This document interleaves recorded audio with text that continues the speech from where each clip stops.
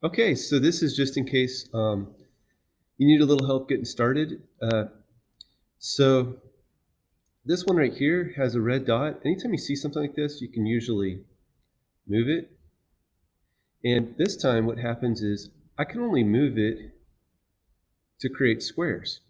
If I try to move this dot over one along the x-axis or two, it also moves up one or two along your y-axis. So for one, I can see there's only one square. So the square of one is one. And then for 2, when x equals 2, there's 4 squares. So 2 squared is 4. So we're just looking at the side length, and then that side length squared is what? It's 4. And then 3 squared is going to be 1, 2, 3, 4, 5, 6, 7, 8, 9. So 3 squared is 9. So you keep doing that for all of these.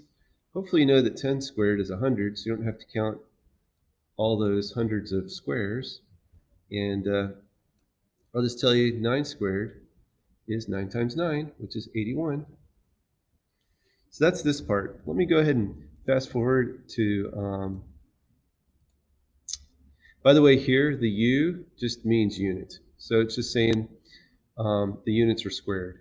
When the side is 8, the area inside is 64 units squared. Just make sure you answer these questions. And when you're going to get over here, make sure that you type in on this right side SQRT, and that makes a square root sign. And then you can write what is the square root of 81, like we just looked at.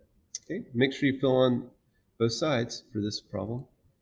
And then for this one here, you have a lot of different square roots and then also numbers. You're going to match them together. So I have 4, for example. I'm not going to put that with the square root of 4 because I know the square root of 4 is 2. Instead, I'm going to put it here with 16. And there we go. That's a match. And you can click and drag the cards once you've matched them together. So you're just going to put together all the cards. All the cards have a match. And now here for purple, it's a little bit different because it doesn't just hop along whole numbers. You can do the numbers in between. So for these, don't worry so much about exact. Um, if you're just like one decimal place accurate, that's going to be good enough for these. So if I'm looking for the side length of 40, for example, let me go back. The side length of 40. So I'm just gonna keep moving this until it's 40. There we go. That's close enough. I mean, that's 40.0. That is really close. And I see the side length is a little bit bigger than 6. So I can answer this question now based on looking down here that the side length is a little bit bigger than 6, but a little bit less than 7. So I could put for the side length, it's bigger than 6, less than 7, somewhere sandwiched in between. 6.3 is going to be close enough. You don't have to be more accurate than that. If you want to use your calculator, you can. So this section, you're going to have whole numbers.